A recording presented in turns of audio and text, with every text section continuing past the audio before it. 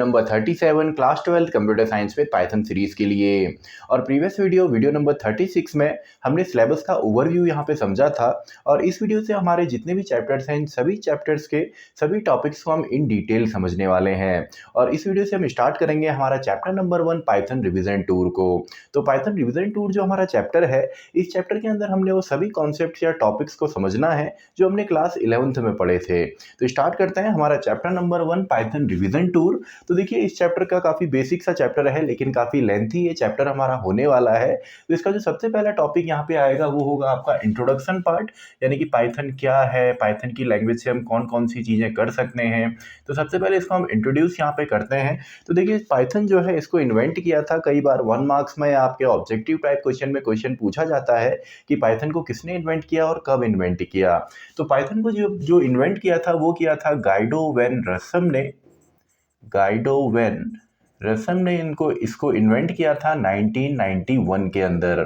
और ये इसका जो नेम यहाँ पे डिराइव हुआ है वो एक काफ़ी फेमस बीबीसी का शो था मॉन्टी पाइथन्स फ्लाइंग सर्कस, तो उससे इसका नाम जो है पाइथन लिया गया है। अब पाइथन जो है एक जनरल पर्पस प्रोग्रामिंग लैंग्वेज है। जनरल पर्पस प्रोग्रामिंग लैंग्वेज का मतलब होता है जनरल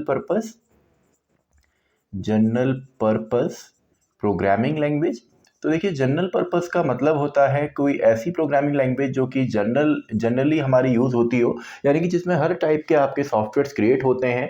जैसे अगर हम पाइथन से हम डेस्कटॉप एप्लीकेशन भी क्रिएट कर सकते हैं। तो अगर हम एप्लीकेशंस की बात करें तो जनरल पर्पस का मतलब है कि इसमें आपके एप्लीकेशंस भी आपके क्रिएट हो जाते हैं। इसके अलावा पाइथन का यूज़ हम वेब डेवलपमेंट के अंदर भी करते हैं।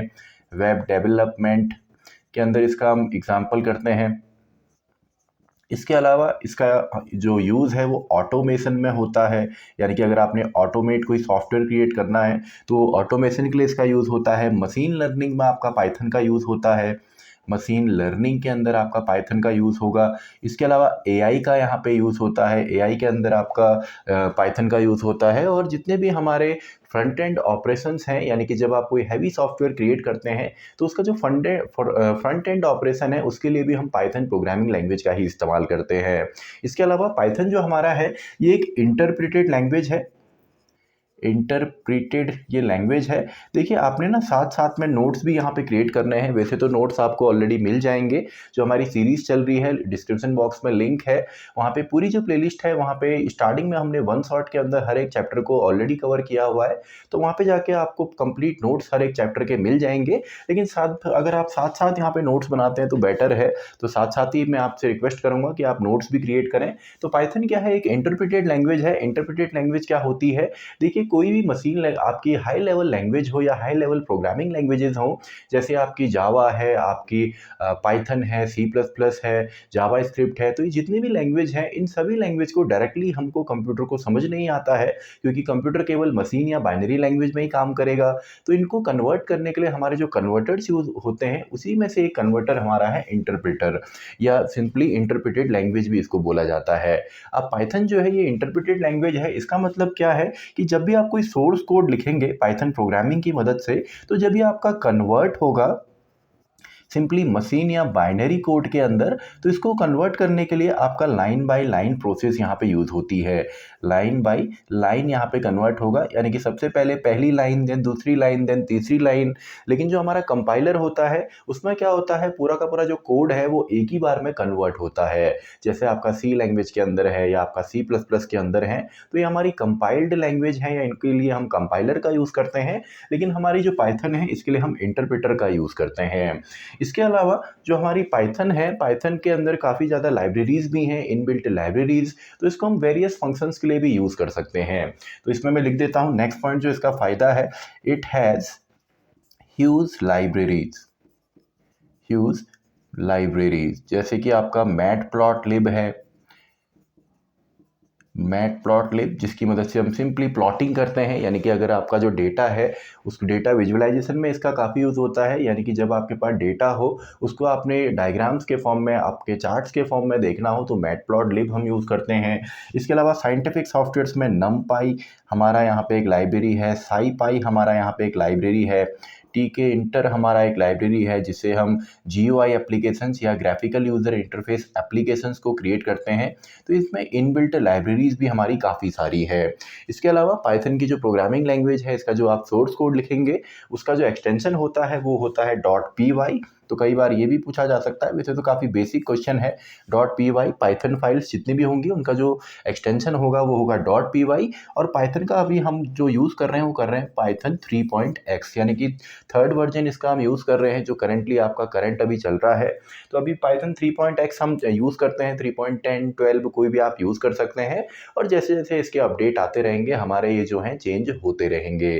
तो ये तो हमारा था बेसिक यहाँ पे इंट्रोडक्शन पाइथन का।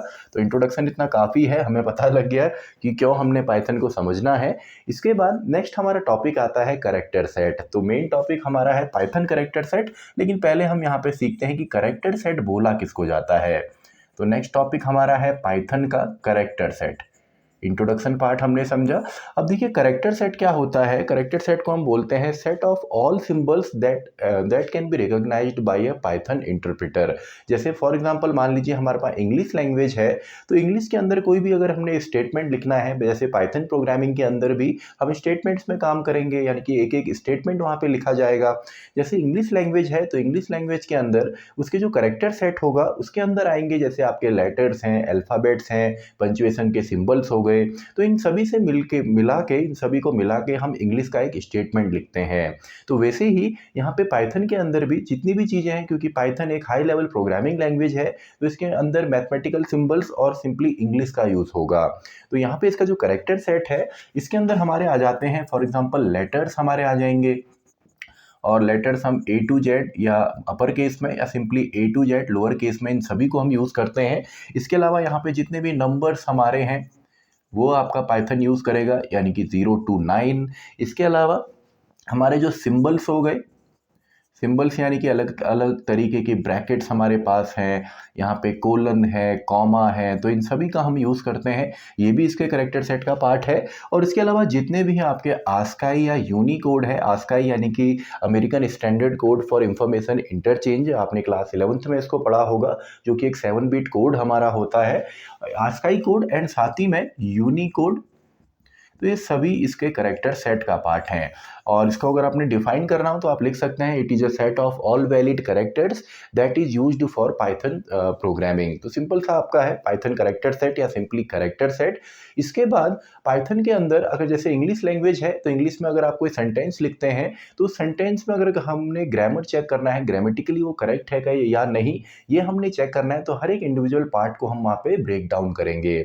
यानी कि इसमें से आपके नाउन कौन सा है, प्रोनाउन कौन सा है, वर्ब कौन से हैं, आपके पंचुएशंस या पंचुएशन सिंबल्स कौन कौन से हैं, उन सभी को हम अलग अलग ब्रेक डाउन कर सकते हैं। वैसे ही पाइथन का अगर कोई भी कोड आप लेकर के आएंगे तो पाइथन के अंदर जो सबसे स्मॉलेस्ट यूनिट होती है जिसको हम यूनिकली रिकॉग्नाइज करेंगे वो हमारी होती है टोकन्स। तो टोकन्स को तो हम डिटेल में पढ़ने वाले हैं। तो नेक्स्ट टॉपिक हमारा है टोकन्स, और टोकन्स को ही हम लेक्सिकल यूनिट भी कहते हैं। टोकन को ही हम लेक्सिकल यूनिट भी बोलते हैं, यानी कि सबसे छोटी यूनिट जो कि एक पाइथन प्रोग्राम में आपका होगा। और इसको याद करने का सिंपल सा तरीका है, इसको हम एक एब्रीविएशन की मदद से याद करेंगे जो कि है किलोपाई, जो कि है किलोपाई। तो इन सभी को हम डिटेल में समझने वाले हैं। फिलहाल के लिए के फॉर हमारा हो जाएगा कीवर्ड्स। कीवर्ड्स हमने ऑलरेडी आपने समझे हैं, यानी कि जो प्री डिफाइंड या रिजर्व्ड वर्ड्स होते हैं। आई मतलब होता है आपका आइडेंटिफायर्स, आइडेंटिफायर्स यानी कि जो आइडेंटिफाई करेंगे, जिनकी मदद से हम वेरिएबल के नेम डिक्लेयर करते हैं। आने वाले चैप्टर में हम देखेंगे फंक्शन के नेम, और आगे अगर आप और पढ़ते हैं तो सिंपली क्लासेस के नेम हो गए। तो ये सभी हमारे आइडेंटिफायर्स में आते हैं। ऐसे ही हमारे एल फॉर यहाँ पे है लिटरल्स। लिटरल्स यानी कि कॉन्स्टेंट्स, जो वैल्यूज़ होती हैं जो थ्रू आउट द प्रोग्राम, यानी कि सोर्स कोड में जो आपने उनकी वैल्यूज़ दी हैं वही रहेंगी, वो आपकी चेंज नहीं होंगी। इसके अलावा ओ फॉर हमारा आ जाएगा ऑपरेटर्स, O फॉर होगा ऑपरेटर्स। P फॉर यहाँ पे आएगा पंचुएटर्स, पंचुएटर्स यानी कि सिंबल्स भी इनको हम बोल सकते हैं। और फाइनली I फॉर होगा इनबिल्ट।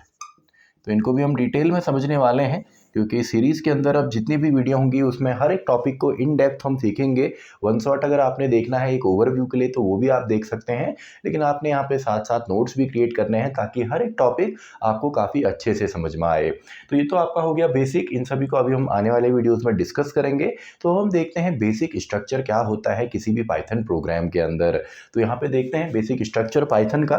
तो देखिए कोई भी आपकी लैंग्वेज होती है, उस लैंग्वेज में सबसे पहले मैं यहाँ पे कमेंट्स को लिखने वाला हूँ। कमेंट आपके यूजफुल होते हैं डॉक्यूमेंटेशन के लिए, या अगर आपने कोई कोड या कोई लॉजिक एक्सप्लेन करना है तो उसके लिए हम कमेंट्स का यूज़ करते हैं। और कमेंट आपके हर एक प्रोग्रामिंग लैंग्वेज के अंदर होते हैं ताकि कोड को हम और आसानी से समझें। तो सबसे पहले मैं यहाँ पे लिखता हूँ कमेंट को ही। तो कमेंट हम यहाँ पे देते हैं आपका सिंपली हैश के सिंबल से। तो मैं यहाँ पे लिख देता हूँ दिस इज कमेंट। ये हमारा क्या है, कमेंट यहाँ पे है। तो ये हमारा सिंगल लाइन कमेंट है और इसी को हम इनलाइन कमेंट भी कहते हैं। फॉर एग्जांपल अगर मैं यहाँ पे एक फंक्शन क्रिएट करूँ तो स्ट्रक्चर हम पूरा समझते हैं। तो डेफ हेलो मैंने यहाँ पे फंक्शन लिख दिया। तो अगर आपको फंक्शन अभी नहीं पता है, आपको नहीं पता फंक्शन क्या होते हैं, केवल इनबिल्ट और मॉड्यूल फंक्शन ही आपको पता है, तो अभी फिलहाल हम इसके अंदर कोई स्टेटमेंट नहीं लिखते, एक जनरल स्टेटमेंट लिख देते हैं पास नाम से। इसके अलावा एक प्रिंट स्टेटमेंट मैं यहाँ पे डाल देता हूँ और प्रिंट के अंदर आप कोई भी चीज़ यहाँ पे प्रिंट करेंगे। इसके अलावा मैं एक लूप यहाँ पे रन कर देता हूँ फॉर एक्स इन रेंज, और इसमें मैं लिख देता हूँ फॉर एग्जांपल 10 तक ये चलेगा।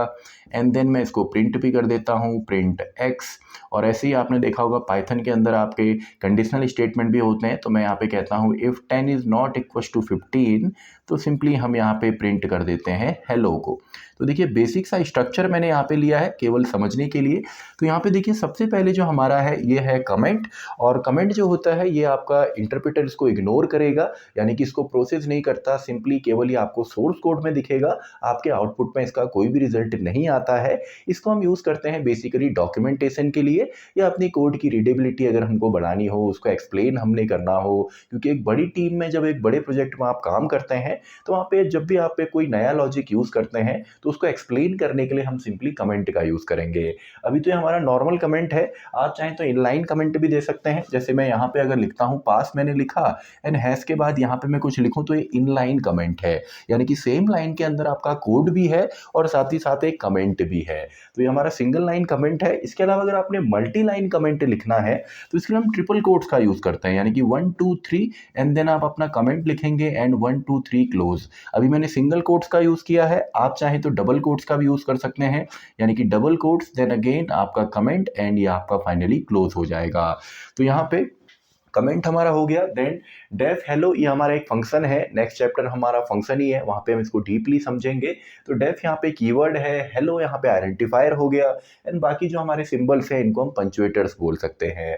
ऐसे ही पास कीवर्ड, देखिए कई बार पास कीवर्ड हमारा केवल टाइम पास के लिए यहाँ पे होता है। जैसे अभी हमने यहाँ पे फंक्शन बनाया और इसके अंदर कोई भी हमको अभी नहीं पता कि हमने इसके अंदर कौन से स्टेटमेंट्स लिखने हैं, और ऐसा ही हम यहाँ पे फॉर लूप के साथ भी कर सकते हैं। अगर अंदर लॉजिक आपको नहीं पता तो सिंपली आप लेटर ऑन फ्यूचर में अगर कोई कोड लिखने वाले हैं तो वहाँ पे हम सिंपली पास कीवर्ड का यूज़ करते हैं।